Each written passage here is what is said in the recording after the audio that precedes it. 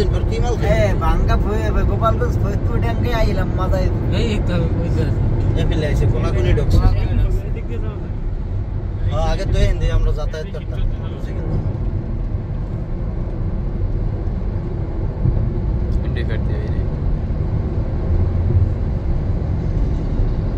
এটা ফ্রিজিং গাড়ি থাকলে মাথায় একটা ফ্যান লাগে এটাই ফ্রিজিং এটা ফ্রিজ আছে 5:18 বাজে 40-50 মিনিট